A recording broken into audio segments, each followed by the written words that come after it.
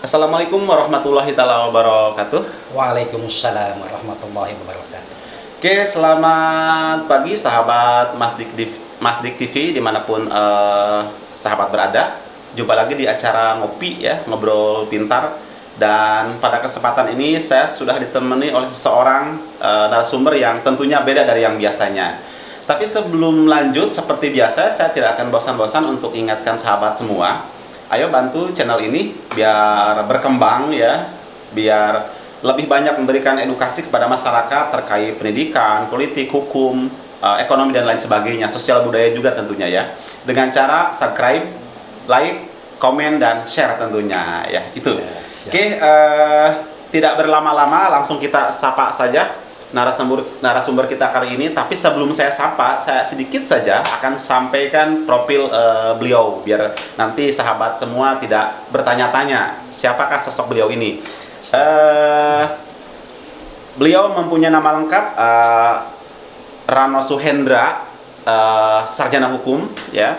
Dan beliau ini sekarang berprofesi sebagai seorang advokat ya di Lembaga Bantuan Hukum atau LBH, yaitu LBH Masyarakat Pasundan, betul Pak ya? Betul. Oke. Betul. Dan beliau merupakan direktur bidang litigasi. Nah, apa itu litigasi nanti tentu akan saya tanyakan kepada beliau gitu ya, biar tidak bertanya-tanya. Oke, kita langsung saja sapa beliau. Selamat pagi menjelang siang Pak. Selamat siang. Siang ya, udah siang ya. Iya. Hari ini sehat? Alhamdulillah ya. Iya. Yang paling update nih, sibuk apa sekarang nih Pak di LBH? Kebetulan ada beberapa kasus masuk ke kita juga. Salah satunya memang yang ditangani oleh saya dan rekan-rekan di Posbakum. Kebetulan kita juga ada di Posgakum Pengadilan Negeri Cibadak yang berada di Jajawa sana. Nah, kebetulan diamanatkan sama rekan-rekan itu di bidang litigasi. Litigasi Pak ya. Betul. Dan memang dalam persoalan yang timbul di masyarakat adalah banyak ketidaktahuan masyarakat terkait misalkan bantuan hukum gratis terhadap masyarakat. Bantuan hukum gratis ya. Betul. Oke, sebelum lanjut bicara gratis, saya boleh tahu sedikit tentang litigasi itu apa Pak? Iya gini, sebetulnya litigasi itu upaya penyelesaian secara hukum yang memang masuk ke ranah-ranah pengadilan. Karena kalau yang di luar pengadilan itu disebutnya non litigasi biasa. Kalau non litigasi ya. Itu biasanya lebih cenderung kepada mediasi, musyawarah. Itu non litigasi biasanya. Iya. Itu juga ada rekan kita sahabat Roy di sana yang membidangi non litigasinya itu. Beliau direkturnya itu di Lembaga Bantuan Hukum Masyarakat Pasundan itu. Ya. Kalau Pak Rano khusus di bidang litigasinya. Iya. Oke Pak, nih saya agak luas dulu ya pertanyaannya nih, biar nanti makin mengerucut ya. Saya bicara hukum, saya memang awam soal hukum ya. Tapi kalau sedikit boleh misalkan Pak Rano sharing ke sahabat Masdik TV gitu ya.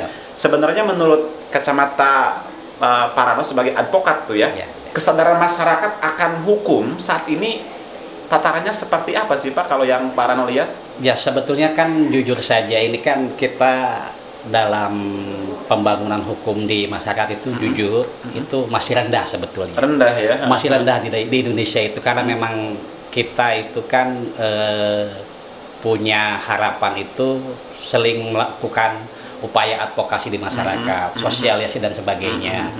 Dan memang kita juga punya keterbatasan sebetulnya. Oleh karena itu juga memang yang namanya upaya itu juga tidak bosan-bosan. Seluruh aparat penegak hukum dengan moralitas yang tinggi bertanggung jawab. Karena memang itu adalah instrumen negara yang harus mencerdaskan masyarakat. Khususnya masyarakat Sukabumi, umumnya ya masyarakat Indonesia. Karena jujur aja bahwa beberapa upaya yang dilakukan penegak hukum itu kan masih pada wilayah-wilayah formalistik. Iya, artinya gini kan, bahwa sifatnya itu kasuistik aja. Tapi upaya lebih jauhnya itu kan harusnya kan sebelum terjadi sudah diantisipasi harusnya. Agar misalkan masyarakat itu tidak pada saat bertindak tanduknya dalam kehidupan di masyarakat itu sesuai dengan aturan-aturan yang sudah menjadi konsensus bersama. Dalam hal ini adalah persoalan regulasi yang mau tidak mau masyarakat sudah tunduk pada aturan itu. Tapi tetap bahwa aturan dibuat itu untuk menciptakan rasa keadilan di dalam masyarakat. Iya, betul. Nah, sejauh mana misalkan keadilan itu didapat sama masyarakat, ada kepastian hukumnya, ada yang namanya kemanfaatan hukum di dalam masyarakat itu. Nah, itu memang harus misalkan menjadi tolok ukur agar masyarakat itu benar-benar mumpuni pada persoalan-persoalan itu.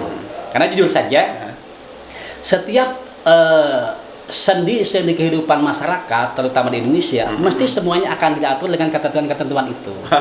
Nah, baik itu sifatnya hukum formal maupun hukum adat. Hukum adat ada, nah, itu kan juga menjadi catatan-catatan terpenting bahwa memang sebetulnya masyarakat kita itu masyarakat beradab sebetulnya. Cuman itu juga menjadi penting adanya ketika misalkan ditambah lagi dengan instrumen negara, dalam hal ini adalah penegak hukum berkewajiban juga untuk mentransformasikan pengetahuannya. Jadi kesannya memang bahwa masyarakat itu mendapatkan pengetahuan hukum itu secara substansial, bukan sifatnya formalistik, ketika sifatnya kasuistik gitu. Nah, itu kan menjadi penting menurut saya itu.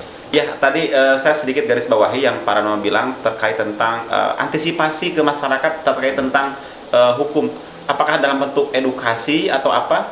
Ya mungkin salah satunya edukasi atau empowerment bahwa misalkan masyarakat juga bisa melakukan pendampingan hukum kepada keluarganya, kepada masyarakat sekitar ketika dia itu dianggap melek hukum gitu.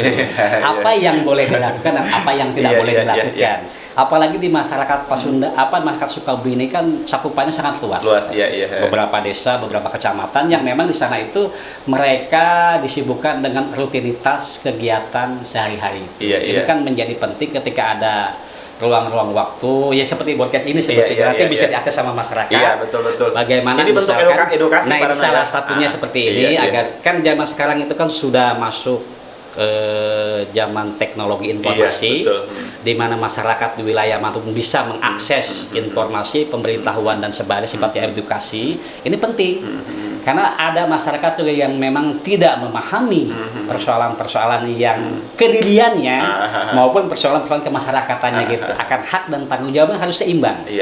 Antara hak dan kewajiban dia sebagai warga negara gitu. Dalam hal ini kan memang menjadi penting adanya gitu. Ketika dia paham, dia bisa melakukan perbuatan hukum, dianggap cakap hukum nantinya. Nah, itu cakap hukum. Kalau yang Pak Rano sendiri temukan di lapangan, kendala yang paling sangat mendasar apa sih terkait tentang masyarakat yang tidak paham hukum itu? Apakah karena memang pendidikan atau lingkungan atau memang kurangnya edukasi dari pemerintah? Iya, sejauh ini yang saya pelajari, yang saya lihat, itu kan memang karena kita itu kan masuk dalam kategori masyarakat berkembang ya. Artinya bahwa persoalan-persoalan seperti itu sebetulnya penting karena rutinitas dia yang padat untuk memenuhi kehidupan ekonominya yang harus pokok dipenuhi, makanya hal-hal seperti itu menjadi kurang atau diabaikan. Terabaikan ya. Gitu. Karena apa? Karena memang masyarakat kita masih masyarakat berkembang. Itu menjadi kenyataan di belahan bumi manapun. Faktanya ketika misalkan kita secara ekonomi belum bisa mumpuni dalam hal ini masyarakatnya, akhirnya mereka tersibukkan dengan persoalan-persoalan sifatnya primer. Iya, yang utama ya, nyari uang. Nah itu. Betul. Oke, Pak. Saya terbersit saja barusan ya. Ini yang sempat menjadi trending lah di sosial media ya. Ada istilah yang mungkin sudah bukan rahasia lagi. Ada bahasa hukum itu di kita mah tumpul ke atas tajam ke bawah. Kalau Pak Rano sebagai advokat melihatnya seperti apa sih sebenarnya gitu? Sebetulnya sih memang semuanya itu kan berjalan sesuai dengan misalkan taraf pendidikan masyarakat. Semakin misalkan taraf pendidikannya itu semakin tinggi, maka kontrol sosialnya semakin kuat. Karena memang semuanya itu kan di negeri ini kan atau di belahan manapun ketika kapasitas pendidikan masyarakat itu sudah bagus, pendidikan dan sebagainya itu berkaitan dengan itu, maka fungsi peran kontrol sosial itu terjadi. Biasanya disebut masyarakat civil society. Civil society. Nah, itu tinggi nih bahasanya nih.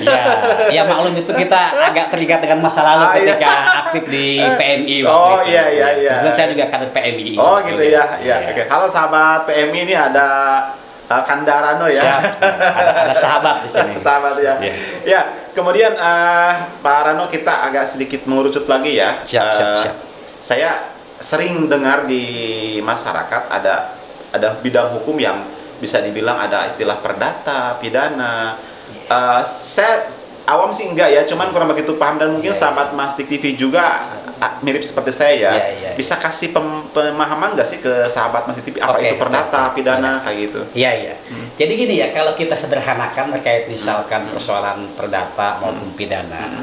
Kalau perdata itu ruangnya ruang private domain. Private domain, artinya wilayah pribadi yang sifatnya misalkan kontrak, perjanjian, perbuatan hukum yang sifatnya tidak melibatkan kepolisian. Artinya maksudnya wilayah private domain itu. Sementara kalau misalkan yang namanya hukum pidana itu lebih pada persoalan hukum publik yang itu memang melibatkan aparat penegak hukum di situ, kepolisian, kejaksaan atau penegak hukum lainnya yang berkaitan dengan itu gitu. Nah, itu menjadi penting karena berhubungan dengan pemidanaan biasanya. Iya ya. Biasanya seperti itu. Kalau artinya di LBH Pak Rano di apa tadi? Di LBH Masyarakat Pasundan, LBH MP ya. Memfasilitasi semua itu ya. Misalkan nggak fokus ke perdata, nggak fokus ke pidana. Semuanya kita coba kelola karena memang masyarakat ini kan dengan dekade kekinian itu kan memang selalu saja terjadi beberapa persoalan-persoalan yang timbul di masyarakat, baik itu sifatnya pidana, perdata, atau misalkan tata usaha negara dan sebagainya, itu juga harus dilayani ketika masyarakat itu datang ke kita memohonkan bantuan hukum. Nah, itu pun menjadi tanggung jawab kita di situ. Nah, berkaitan dengan bantuan hukum yang kita berikan layanan kepada masyarakat itu sebetulnya kan dibiayai sama negara sebetulnya itu. Sebetulnya artinya bagi masyarakat gratis. Yang tidak mampu dengan persyaratan misalkan SKTM dari desa. Atau cukup dengan menggunakan kartu KIS lah gitu ya. Sebetulnya bisa ya. Cuman ini juga harus disampaikan, harus dipahami sama masyarakat bahwa ada hak-hak masyarakat yang dalam tanda petik tidak mampu atau kurang mampu atau masyarakat miskin dalam tanda petik itu bisa mengajukan permohonan-permohonannya berkaitan dengan hak-hak dia secara privat maupun hak-hak dia misalkan secara publik berupa pepidanaan gitu. Ada ruang-ruang itu. Ada ruang-ruang yang memang diberikan kepada masyarakat tidak mampu, itu kita berikan gratis di LBH Masyarakat Pasundan itu. Kebetulan saya direktur litigasinya, bertanggung jawab untuk itu. Namun demikian masyarakat juga di situ kan harus melengkapi juga dengan persyaratan tadi. Yang tadi. Iya. Nanti negara yang akan bayar semua itu.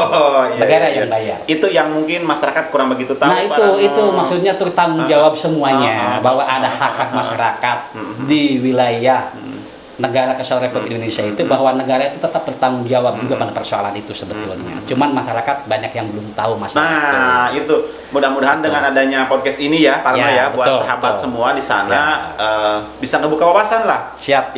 Ternyata LBH kalau memang kita terjerat kasus baik pidana atau perdata bisa difasilitasi dan dibantu gitu ya. Siap. Dengan biaya ditanggung pemerintah sekiranya memang layak untuk dibantu gitu ya. Ya kalau misalkan kita mampu mah tuh jangan membebani negara.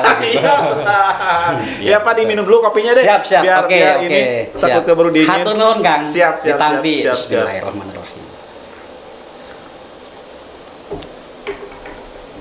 Oke, kemudian yang lebih lanjut, saya lebih pengen spesifik lagi ya Pak Rano ya. Siap. Mau dengar contoh kasus yang pernah Pak Rano dan LBH tangani gitu ya, baik yang perdata atau pidana, yang paling terbaru saja. Contohnya. Yang terbaru yang saya tangani itu sekarang kasus tanah. Pastinya tidak gratis itu perdata, keperdataan betul. Karena memang jujur saja ini terutama di masyarakat pedesaan. Ini kan berkaitan dengan gadai tanah biasanya. Oh iya, di gade. Ya, jadi gadai tanah seperti ini. Ini gadai tanah sebetulnya kan ada undang-undang yang mengenai masalah gadai tanah itu di Undang-Undang Pertanian itu. Itu sebetulnya kan banyak tidak diketahui oleh masyarakat. Ada misalkan masyarakat itu menggadaikan tanahnya kepada orang tertentu atau misalkan lembaga tertentu berkaitan dengan gadai tanahnya itu Itu diatur dalam Undang-Undang Pertanian itu tahun 1960. Memang sudah tua undang-undang ini. Sudah tua undang-undang ini. Di dalam pasal 7 itu mengatakan bahwa ketika terjadi gadai selama 7 tahun itu harus dikembalikan kepada si pemilik tanah. Per 7 tahun. Per 7 tahun. Oh. Jadi si pemilik tanah tidak harus menebus sebetulnya. Untuk automatically yang menerima gadai itu harus mengembalikan lagi tanahnya selama 7 tahun itu. Karena dia memanfaatkan tanahnya dari hasil tanahnya itu selama 7 tahun. Misalkan sawah, dia misalkan setahun kan 3 kali panen biasanya kalau sawah itu sawah boyoran misalkan gitu kan. Nah itu kan kalau dikalikan itu sebetulnya ya kalau digadai masyarakat itu kisaran paling 25 juta, 30 juta biasanya namanya gadai bukan menjual ya. Itu sudah 7 tahun itu sudah tertutupi sebetulnya. Nah ini Parno yang perlu ditegaskan, ini saya sendiri dan yakin orang lain nggak pada tahu nih. Banyak masyarakat itu pedesaan. Kadang ada yang 7 turunan loh Parno. Nah itu kan memang kebiasaan karena keawaman masyarakat. Ini kan kontribusi saya secara pribadi maupun kelembagaan memberikan pengetahuan kepada warga masyarakat terutama daerah pedesaan terkait dengan gadai bahwa ketika gadai sudah 7 tahun itu harus diambil tanahnya itu, haknya itu karena dia sudah mengambil manfaat itu selama 7 tahun. 7 tahun. Iya. Bahwa benar undang-undang ini sangat pro rakyat sebetulnya kalau diterapkan undang-undang ini dan dilaksanakan secara konsisten. Apalagi misalkan ada disaksinya pihak pemerintah desa atau pemerintah yang berkaitan dengan itu mengetahui gadai itu seharusnya bisa menegur kepada si penerima gadai untuk mengembalikan setelah 7 tahun. Aduh bener. Nah iya. Kenapa jujur? Ketika tidak tunduk dengan itu, maka diancam dengan pidana kurungan selama 3 bulan. Kalau dia tidak mau menyerahkan itu, tidak tunduk dengan itu, udah 7 tahun, sudah masih dia nggak mau diterima, terus harus terima bayaran kembali, itu diancam dengan pidana kurungan selama 3 bulan. 3 bulan. 3 bulan, ya itu. Lumayan juga ya. Nah itu dipidana 3 bulan atau denda 10.000. Dendanya iya. Denda 10.000. Nah menurut saya ini kan undang-undang ini sangat pro rakyat sebetulnya. Cuman di lapangan faktanya itu memang banyak tidak diketahui sama masyarakat. Saya juga nggak tahu kalau kayak gitu, nggak paham. Nah inilah fungsinya. Bagaimana kita bisa menyampaikan pesan kepada para petani, tapi yang berkaitan catatan ya di garis bawahi bahwa persoalan ini adalah persoalan tanah-tanah pertanian. Pertanian ya. Nah itu kayak sawah misalnya. Gade pertanian ya. Iya itu ada hal menjadi sangat penting menurut saya bahwa ketika masyarakat memang terjadi hal ini itu bisa aja langsung ke si penerima gadai itu untuk minta dikembalikan. Kalau tidak tunduk dengan itu maka diancam dengan pidana kurungan 3 bulan. Aduh. Nah itu serius Pak itu. Iya siap. Jangankan itu si Om yang dalam tanda petik tidak menggeluti dunia itu. Banyak pengacara yang tidak paham masalah ini juga. Banyak penegak hukum yang tidak paham masalah ini juga gitu. Karena kan gini ya. Di Republik ini kan penegak hukum itu ada hakim, ada jaksa, ada misalkan kepolisian. Nah, tiga instrumen negara ini negara yang gaji. Yang sementara satu-satunya penegak hukum yang tidak dibayar sama negara itu ya pengacara itu. Advokat itu tidak dibayar sama negara. Dan kita masih tegar dengan kondisi itu. Nah itu kan maksud saya menjadi catatan tersendiri bahwa kita itu sebetulnya orang yang sangat mandiri sebetulnya. Dengan tidak dibayar negara, dia harus tegak, harus setara dengan penegak hukum, tapi dia tidak dibayar sama negara. Gitu. Ya sama klien juga untuk wilayah Kabupaten Sukabumi ini kan karena memang banyak masyarakatnya kelas menengah ke bawah, faktanya kita juga kadang-kadang kan memang memberikan hal-hal yang sifatnya dispensasi ya, keringanan lah ya gitu. Keringanan seperti itu. Bahkan tadi kan saya sampaikan di LBH itu kan nyanyi tidak dibayar, tapi negara lah itu yang menjadi tanggung jawabnya gitu. Artinya negara sih bukan membiayai si advokat ya, tapi membiayai warganya. Betul. Kan yang tersandung kasus hukum baik sifatnya perdata maupun pidana. Ada juga ini kasus kemarin juga datang ke saya berkaitan dengan pengadilan agama ya. Agama. Iya, ini kan kasus apa tuh? Perceraian, waris? Iya, seperti itulah, seperti itu. Karena memang jujur saja ini kan lagi-lagi kan berkaitan dengan masyarakat kita ya. Masyarakat kita yang memang masih banyak ketidaktahuannya. Betul. Bahkan ketika dia mau mengurus persoalan itu, dia datangnya ke KUA. Ya ke KUA Iya. Karena masyarakat tidak paham ya. Betul, ketidakpahaman warga ini kan menjadi tanggung jawab kita semua sebetulnya. harusnya kan datangnya kan ke pengadilan. Iya. Karena KUA itu kan bukan lembaga pemutus. Iya. KUA itu hanya lembaga pencatat yang sifatnya administratif. Administratif, Betul. Nah, oleh karena itu saya menghimbau kepada warga masyarakat, kalau memang misalkan ada urusan-urusan berkaitan dengan pengadilan agama, tidak ke kantor urusan agama, tapi misalkan bisa menghubungi pengacara, bisa menghubungi LBH, atau misal langsung menghubungi ke pengadilan agama, karena di pengadilan agama juga ada LBH-nya, ada LBH di pengadilan agama juga yang berkaitan dengan persoalan itu gitu. Nah, itu bisa ditanggulangi. Kalau toh memang masyarakat tidak mampu, ada di situ juga ya misalkan diberikan layanan gratis. Kalau boleh tahu untuk LBH masyarakat Pasundan tadi ya? Iya. Itu di mana lokasinya Pak Rano? Biar nanti para sahabat Mas TV tahu. Siap. Iya, terima kasih. Jadi gini, untuk di LBH masyarakat Pasundan sendiri itu kita kalau kantornya itu ada yang di Cipatuguran, Cipatuguran sana yang di belokan itu arah yang mau ke PLTU. Iya, ke PLTU. Nah, kalau misalnya keseharian kami juga ada di Pengadilan Negeri Cibadak. Karena kita bermitra. Bermitra pengadilan, kebetulan kita diberikan kepercayaan sama Pengadilan Negeri Cibadak. Untuk misalkan diberi keleluasaan menangani persoalan-persoalan masyarakat yang berkaitan dengan proses penegakan hukum. Karena jujur saja masyarakat yang mendapat ancaman di atas 5 tahun, ini bunyi undang-undang bahwa dia itu harus didampingi oleh penasihat hukum. Iya. Nah itu, baik itu mampu tidak mampu, ancaman dia 5 tahun atau di atas 5 tahun, itu harus mendapat pendampingan dari advokat. Pantesan di film-film itu kalau ada terdakwa atau penjahat ditangkap itu saya butuh pengacara katanya. Begitu seperti itu ya. Itu hak-hak dia sebagai warga negara. Karena jujur saja bahwa sebetulnya kalau kita pahami persoalan perundang-undangan kita terkait hak dan kewajiban tersangka, terpidana dan sebagainya itu kan dilindungi sama undang-undang. Ya. Bahwa kenapa demikian? Karena memang negara kita negara hukum, bukan negara kekuasaan. Iya betul. Bukan mantap nih. Ya. Artinya kan bahwa negara bertanggung jawab, mampu tidak mampu dia tuntutan atau ancaman pidana 5 tahun wajib itu didampingi penasihat hukum. Kalau dia tidak mampu, negara lah yang menyediakan itu. Oke, Pak Rano ini intermezzo boleh nggak saya? Siap.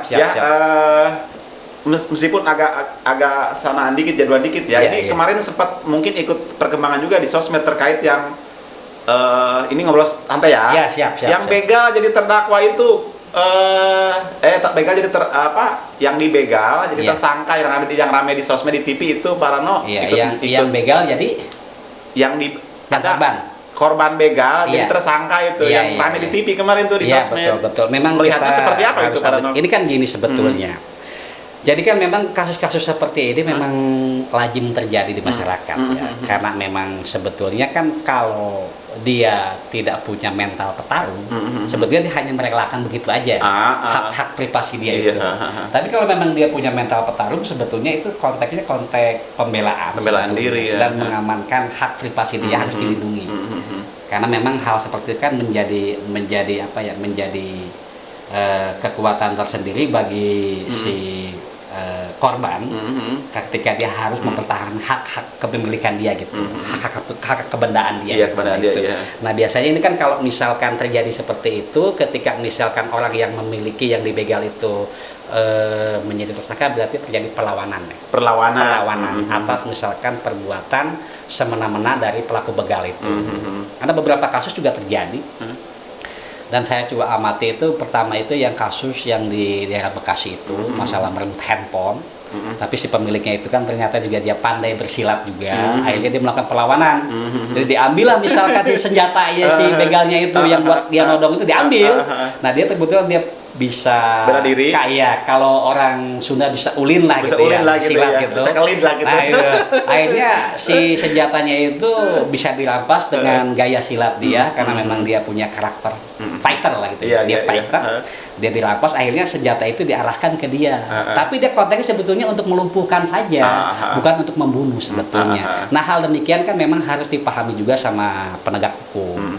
Kalau sekiranya dia itu tidak punya niatan jahat untuk melakukan tindakan-tindakan kriminal sebetulnya. Jadi harus ada misalkan lihat kronologi dulu. Kronologi dulu ya. Dan memang saya juga ngasih catatan buat penegak hukum, para penyidik di sini Ke kamera lihatnya Pak Rano biar agak ini nih. Jadi gini, So, kepada para penyidik juga seharusnya kan harus ada yang namanya penanganan yang benar itu. Kalau memang masih kelihatannya ragu-ragu, datangkanlah saksi ahli. Saksi ahli ya. Terutama yang kompeten pada persoalan itu. Jika sifatnya pidana atau perdata kan mesti ada ruang-ruang, karena memang itu diatur juga dalam regulasi Ada berkaitan juga, ya. dengan saksi ahli itu. Nah, ketika ada keraguan-raguan itu sebaiknya mendatangkan saksi ahli. Layak tidak dia itu dipersangkakan atau Betul. tidak. Iya. Karena jujur saja ini kan juga kan persoalan keterbatasan dari penegak hukum sendiri, penyidik. Ketika memang ada persoalan demikian dan timbul keraguan-raguan, sebaiknya didatangkanlah saksi ahli. Kalau misalnya persoalan pidana berarti saksi ahli pidana. Kita juga memang punya rekan ya, punya mitra, dia juga sebetulnya ahli pidana. Dan dia bisa diminta keahliannya untuk itu. Lengkap sekali berarti ya. Sebetulnya memang saya dididik secara pribadi dalam konteks pendidikan hukum, dalam proses saya magang itu memang dibina sama Dr. Yongki Fernando, SHMH. Dia memang sangat mumpuni pada persoalan itu, terutama pada persoalan pidana sifatnya. Iya. Nah, dialah sebetulnya yang menjadi mentor saya, yang membina saya dari saya pasca studi di Universitas Bung Karno. Oh iya. Nah, setelah saya selesai, saya magang di kantor hukum beliau. Kebetulan beliau sendiri yang menjadi mentor saya gitu pada persoalan. Iya. Kira-kira kayak gitu. Mantap lah ya Pak Rano ya. Iya. Oke, Pak Rano nih saya agak sedikit intermezzo tapi serius ya. Iya, siap. Kita melihat fenomena di masyarakat ketika ada kasus pidana gitu ya, atau misalkan maling lah gitu ya, atau nyuri motor atau apa, itu kadang masyarakat secara spontan gitu ya, dalam tanda kutip main hakim sendiri. Iya, menghakimi, Kalau Pak Rano sendiri melihatnya itu fenomena apa sih sebenarnya? Sebetulnya ini kan gini, ini kan secara hukum sebetulnya tidak dibenarkan seperti itu dalam sudut pandang apapun. Kacamata sosial pun sebetulnya tidak dibenarkan hal-hal yang sifatnya main hakim sendiri, tidak bisa. Karena negara kita itu negara hukum, bukan negara yang bisa semena-mena menghakimi siapapun, tidak boleh. Karena memang ada ruangnya, ada lembaganya berkaitan dengan itu, dan juga ada penyidiknya juga di situ. Maka serahkanlah kepada penegak hukum itu. Kalau fenomena yang terjadi, kira-kira penyebabnya apa sih Pak? Sebetulnya kan gini, ini kan sebetulnya emosi spontan ya. Spontan ya. Spontanitas warga berkaitan dengan sikap persekusi itu. Persekusi itu karena memang jujur saja ini kan ketika motornya atau hartanya dirampok atau gimana, ini kan orang nyari harta, nyari uang itu susah. Iya, itu ya. Ketika seperti itu timbul perasaan orang itu, ada orang yang berbuat seperti ini, dia tuh sangat timbul rasa kebersamaannya itu. Jadi timbul yang namanya spontanitas. Main hakim sendiri. Dan orang-orang seperti ini sebetulnya tidak dibenarkan. Ini juga berkaitan dengan sumber daya manusia juga sebetulnya. Kalau memang tangkap saja. Tangkap saja. Misalkan kita tidak punya yang memang bukan haknya dia, jangan dilakukan. Serahkan sama aparat yang berwajib. Karena jujur nanti kan biar penyidiklah yang melakukan langkah-langkah penyelesaian hukum itu. Nah, masyarakat cukup menangkap saja. Harusnya seperti itu gitu ya. Iya, betul. Belum lagi nih Pak Rano, saya sekarang suka lihat di sosmed ya, karena memang tren sosial media nggak bisa dibendung ya. Ini orang sekarang kalau ada apa-apa itu gampang. Contoh ada maling, digebukan, di video, di-upload gitu, bareng di caci maki itu. Menurut Pak Rano sendiri fenomena seperti apa sih? Iya, ini kan masuk kategori masyarakat yang latah lah ya. Latah. Ini memang juga seharusnya kalau konteksnya misalkan untuk bisa dijadikan alat bukti mungkin misalkan boleh ya. Tapi konteksnya untuk menyia-nyiakan, menghakimi atau mempermalukan dia jangan. Kalau Pak Rano sendiri melihatnya konteksnya kemana arahnya? Sebetulnya kalau saya lebih cenderung pada supremasi hukum, penegakan Penegak hukum ya. Dan itu juga menjadi tanggung jawab negara sebetulnya dalam hal ini untuk memberikan kewajibannya menyampaikan diterima hak-hak masyarakat akan pendidikan hukum itu sendiri sebetulnya. Sebetulnya juga dari pihak negara juga memberikan ruang itu. Ruang itu bisa diserahkan juga kepada penegak hukum yang lain. Kan di situ ada Kamtibmas. Iya ya, untuk wilayah desa iya. Itu kan juga sebetulnya kan upayanya ke situ agar masyarakat itu tercerdaskan secara hukum sebetulnya. Nah, ini kan harusnya juga menjadi renungan bersama. Termasuk LBH juga ada program itu sebetulnya. Dan itu juga dibiayai sama negara sebetulnya, sosialisasi yang dilakukan sama LBH sendiri sebetulnya. Edukasi kepada masyarakat gitu. Iya betul, itu sebetulnya dalam bentuk sosialisasi bantuan hukum dan sebagainya gitu. Karena kan jujur saja bahwa sebagian besar masyarakat, terutama masyarakat bawah, itu juga saudara kita. Iya betul ya. Itu kan juga dia harus mendapatkan hak-hak dia untuk bisa memahami persoalan misalkan peradilan di Indonesia seperti apa, sistematikanya seperti apa, dan ketika dia mengalami hukum harus seperti apa penyelesaiannya gitu. Ini kan juga penting menurut saya. Betul. Ya, Pak Ramno, kalau misalkan saya sebagai warga negara nih ya, betul. Ingin sekali memberikan edukasi kepada masyarakat atau LBH ya. Kita sebagai warga perorangan atau komunitas harus seperti apa prosedurnya, Pak Ramno? Sebetulnya kan gini, kan orang itu ketika mau terjun kepada masyarakat itu kan harus dibekali dulu sejumlah pengetahuan tentang itu, tentang materi itu. Misalkan tentang hukum. Nah, dia itu harus pernah dididik menjadi paralegal sekurang-kurangnya, walaupun bukan sarjana hukum gitu. Paralegal itu apa? Ada paralegal itu semacam seorang yang memang sudah diberikan pendidikan, pemahaman hukum dalam bentuk training misalkan gitu. Seperti kan. saya warga negara biasa? Iya, itu ada trainingnya itu untuk menjadi paralegal itu. Diberikan pembekalan sejumlah pengetahuan hukum untuk melakukan langkah-langkah yang sifatnya advokasi pendampingan kepada masyarakat yang sifatnya non litigasi. Non litigasi ya, betul. Sifatnya itu agar misalkan paralegal itu bisa menjawab persoalan-persoalan yang ada di dalam masyarakat, terutama masyarakat pedesaan. Gitu. Betul, terutama yang di daerah-daerah gitu, Pak Ramno ya. Salah satunya masalah yang tadi saya sampaikan pasti terjadi di berbagai daerah berkaitan dengan gade yang lebih daripada 7 tahun yang harus dikembalikan kepada pemilik. Seriusan, saya baru tahu hari ini. Ya, banyak pengacara yang tidak paham itu juga. Serius, banyak pengacara yang tidak paham itu juga. Di saya ada yang gade itu turun temurun, Pak Ramno. Iya, itu kan. Karena nggak ditebus itu ya, ke anaknya, ke incunya nggak ditebus-tebus, Pak Ramno. Tapi kalau redaksinya masih gade itu menurut saya masih biasa-biasa. Ada di daerah kami itu ketika gade malah dibuat AJB gitu. Itu terjadi. Karena udah beberapa turunan di aku gitu ya.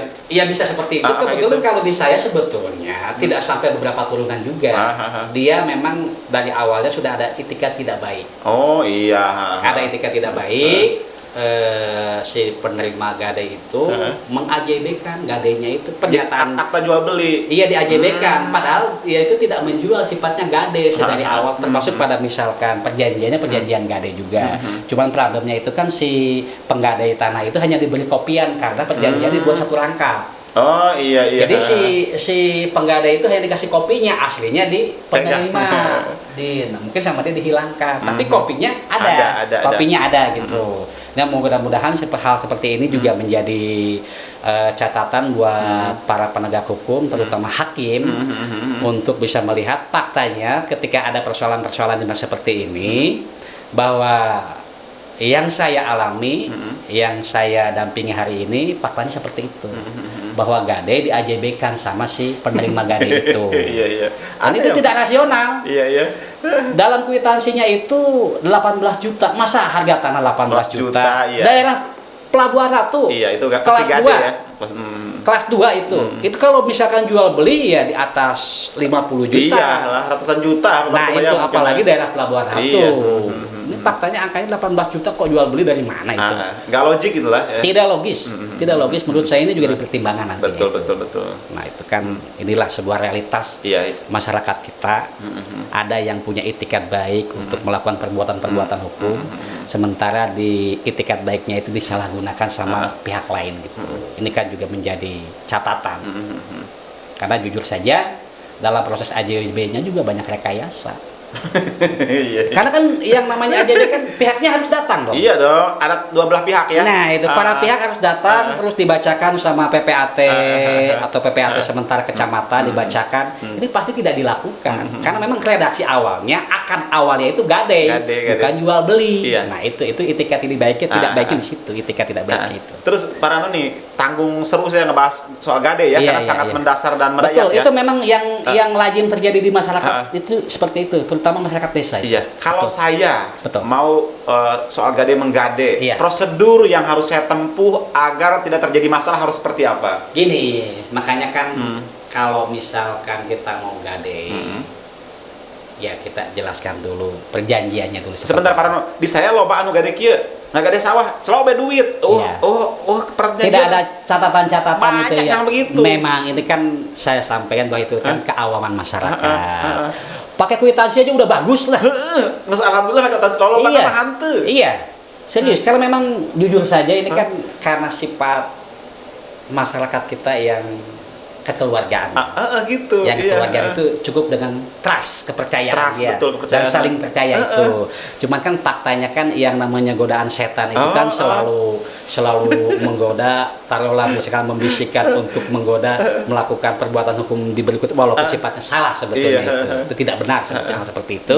Kalau saya itu kan dalam upaya ini sebaiknya masyarakat juga di situ kan tercantum dalam keperdataan. Kalau memang itu sifatnya keperdataan, gade dibuatlah perjanjiannya. Di atas kertas. Di atas kertas bermaterai. Kalau mau kuat lagi ya masuk ke notaris. Pertama itu, yang kedua juga dihadiri dengan saksi-saksi yang ada yang memang berkompeten untuk itu. Agar persoalannya terang benderang gitu. Iya. Tidak ada lagi orang pihak manapun yang akan memanipulasi isi pergadaian itu. Iya. Nah itu. Ketika sudah misalkan ada perjanjian, baik itu sifatnya gade, yang di bawah tangan, boleh, bawah tangan boleh. Karena ketika perjanjian itu di bawah tangan, semuanya cakap hukum, dan kedua belah pihak harus tunduk, karena itu menjadi undang-undang perjanjian itu untuk pihak itu. Iya. Nah itu menurut saya. Jadi sekali lagi saya himbau kepada masyarakat, ketika melakukan perbuatan hukum yang sifatnya keberdataan, mohon dicatat dalam bentuk perjanjian. Betul, penting sekali itu Pak Rano ya. Betul, karena memang itu menjadi persoalannya menjadi terang benderang gitu. Terus gini satu lagi nih, saya lagi keingetan nih. Di daerah kita ada yang gade, misalkan contoh gade sawah 20 juta ya. Selang 2 bulan dia minta nambah. Nambah 5 juta, nambah. Itu kalau hal yang seperti itu secara legal boleh-boleh saja. Boleh, karena kan sifatnya keperdataan. Boleh, cuman dibuatkan lagi perjanjiannya. Bikin perjanjian yang baru. Iya, perjanjian yang baru. Ada dulu perubahan. Perubahan ya. Iya. Makanya kan ketika misalkan itu sifatnya gade, ya terusnya kesana gade. Tetapi ya ketika ada akad berikutnya, misalkan mau diperjualbelikan silahkan. Tapi prosesnya terang benderang sesuai dengan peraturan perundang-undangan. Bagaimana misalkan para pihak menghadiri dan memang dibacakan sama PPAT yang bersangkutan, yang dia percaya dalam membuat akta itu, boleh-boleh saja. Boleh saja ya secara hukum ya. Boleh ya. Itu kan maksud saya itu kan juga supaya masyarakat pedesaan di sini yang memang tidak memahami agar bisa memahami alur pada persoalan itu. Betul, agar penting ini. tidak terjadi persoalan di kemudian hari. Eta masalahnya. Itu penting menurut saya. Iya. Karena jujur itu lazim terjadi di masyarakat. Iya. Jujur aja kan. Jangankan masyarakat desa yang memang disibukkan dengan rutinitas dia sebagai petani ya. Penegak hukum kayak beberapa rekan-rekan pun banyak yang tidak tahu persoalan undang-undang pertanian itu. Karena memang itu usianya sangat tua sekali, tahun 1960. Nggak ada revisi amandemen, nggak ada ya? Tidak. Belum ya? Tidak ya? Itu tahun 1960 itu tercatat di pasal 7 itu. 7 tahun tadi Pak Rano ya? Iya, untuk selama 7 tahun itu harus dikembalikan atau dipinta tanpa harus membayar lagi. Maksudnya sebentar. Ya. Ada yang miskomunikasi ya saya. Ya. Ketika sudah 7 tahun, tanahnya kembaliin, uang gadenya? Tidak harus dibayar. Tidak harus dibayar. Itu bunyinya seperti itu. Itu perlindungan negara terhadap masyarakat petani, masyarakat desa, agar misalkan tidak selalu dikibulin sama para ijon, para tengkulak di pedesaan. Gitu. Itu perlindungan negara sebetulnya kepada masyarakatnya itu sebetulnya. Cuman ini persoalan banyak yang tidak diketahui sama masyarakat desa. Iya kebanyakan mah anu ngagade teh sakadaekna. Iya. nek 10 tahun, Iya. 20 tahun, cuma nanti di akhir uang dikembaliin. Iya, sebetulnya kalau dalam undang-undang itu tidak. Enggak, ya. Ketika lebih dari 7 tahun itu tidak harus mengembalikan. Karena Karena dia sudah menikmati. selama 7 tahun itu. Nah, dan itu saya yakin yang namanya gadai itu angkanya kan tidak fantastis gitu. Namanya gadai biasa aja ya gitu. Karena sifatnya ya kebutuhan taktis lah, kebutuhan sesaat. Sesaat. Nah, ketika itu terjadi ya harus patuh, harus tunduk semua warga negara Indonesia itu terhadap undang-undang itu. Iya. Nah, berhubung misalkan banyak masyarakat desa yang tidak paham persoalan itu, akhirnya ya sampai beberapa turunan karena Iya, itu habis ada. ya masih aja menjadi menjadi objek gade gitu. Sampai sengketa loh, karena banyak Nah, itu yang banyak anak yang incunya. sengketa. Di saya juga hari ini ada yang konsul kemarin. Kebetulan juga masih iparan ya, masih ipar juga. Karena dia menggadaikan ke si A aja digadaikan lagi, leper gadai lagi tanpa memberitahukan kepada pemilik gitu. Harusnya kan yang namanya masyarakat itu kan bagus tidak bagusnya kan sama omongan disampaikan Iya, gitu. Nggak perlu malu lah, menurut saya itu harus terbuka. Karena perbuatan hukum ini. Iya. Nah, ini kan supaya yang punya juga tidak was-was dan dia juga bisa menyetujui atau tidak di leper itu karena kan melihat orang juga. Harus yang namanya perbuatan hukum dalam konteks keperdataan itu kan apalagi pada persoalan pinjam meminjam nggak ada yang menjadi persoalan adalah kepercayaan itu kalau di masyarakat kita itu karena memang masyarakat pedesaan kan mesti tingkat kekerabatannya lebih tinggi ketimbang masyarakat kota gitu. Kata Parano bilang trust tadi itu ya, kepercayaan. Oke. Parano diminum kopi dulu. Siap ya, Saya cek dulu nih. siap hatur nuhun Kang. Siap. Udah 40 menit 40 menit dah. Siap, break dulu aja. Hah? Santai dulu. Santai dulu. Iya. Mending closing dulu pertanyaan terakhir ya. Close, siap. Oke, ini sahabat Masdi TV, kita sekarang masuk ke sesi terakhir nih, Pak Rano. Saya mau sedikit statement terakhir lah dari Pak Rano ya. Siap. Ini saran Pak Rano sebagai pribadi Pak Rano dan advokat ya. Betul. Untuk para penegak hukum secara umum deh, ketika menyikapi permasalahan baik perdana maupun pidata seperti apa? Lihat boleh ke kamera Pak Rano. Iya, oke. Terima kasih sahabat. Jadi gini, saya bicara pada konteks keperdataan dulu. Boleh. Karena gini, saya harapkan kepada masyarakat dalam melakukan perbuatan hukumnya agar dipahami dulu sebetulnya apa yang akan dia lakukan. Karena jujur saja, apa yang menjadi perbuatannya itu di kemudian hari harus terselesaikan dengan baik. Artinya semuanya tercatat gitu, tercatat dalam bentuk perjanjian atau dalam bentuk akta-akta, misalnya sifatnya otentik misalkan gitu. Karena jujur saja dikhawatirkan kemudian hari timbul persoalan. Kalau ada catatannya kan ada catatannya enak. Iya. Ada buktinya gitu. Ya, itu. Ketika kita tidak sampai pada musyawaratan pun bisa di pengadilan misalkan pada konteks litigasi, kita ada bukti-bukti yang kuat terkait perbuatan hukum kita itu. Itu sifatnya keperdataan. Untuk yang sifatnya pidana, himbauan saya kepada seluruh aparat penegak hukum dalam menangani persoalan-persoalan hukumnya itu sebaiknya menjunjung tinggi moralitas penegak hukum harus dijunjung tinggi, profesionalitas juga harus diperkuat. Karena sejujurnya kenapa misalkan ada beberapa masyarakat yang sifatnya tidak begitu respect lah. Kenapa? Karena memang penegakan hukumnya misalkan menurut dia sangat tidak berpihak kepada masyarakat misalkan atau tidak berkeadilan misalkan. Karena ini kan juga persoalan moralitas. Apalagi misalkan dalam tanda petik kalau memang ada perilaku penegak hukum yang memang konotasinya negatif atau perilaku korup dari penegak hukum atau oknum misalkan itu kan juga menjadi persoalan. Karena hal-hal seperti itu timbul nanti yang misalkan ketidakpercayaan masyarakat. Betul. Itu yang dikhawatirkan ya. Iya, apalagi misalkan penegak hukum yang suka menjadikan pasal-pasal transaksional gitu. Ini ada yang sifatnya ada karena memang jujur saja itulah yang membuat kecewa masyarakat.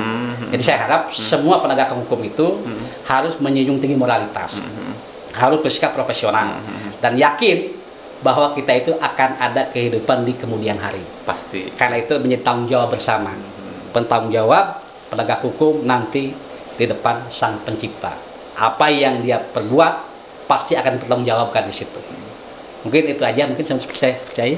Siap. Ya. Oke. Ya, oke. Terima kasih. Wallahul muwaffiq ila aqwamit thoriq. Wassalamualaikum warahmatullahi wabarakatuh. Waalaikumsalam warahmatullahi wabarakatuh. Oke, itu saja ya sahabat Masih TV obrolan kita hari ini di acara Ngopi Ngobrol Pintar. Terima kasih Pak Rano atas Siap, waktunya. sami-sami kan. Iya, Ya, mudah-mudahan sami-sami. nanti informasi yang kita obrolkan hari ini memberikan edukasi ya Amin, kepada amin, masyarakat. amin. Oke. Siap. Dan buat sahabat Masih TV, kalau sekiranya konten ini bermanfaat, ayo bantu share ya Siap, ke ya, masyarakat yang ya. lainnya biar lebih banyak masyarakat yang Nah, itu, teredukasi iya. gitu ya. Oke, siap. Saya yang bertugas hari ini yang menjadi host Andi, mohon maaf jika ada salah-salah kata. Wassalamualaikum warahmatullahi wabarakatuh. Waalaikumsalam warahmatullahi wabarakatuh.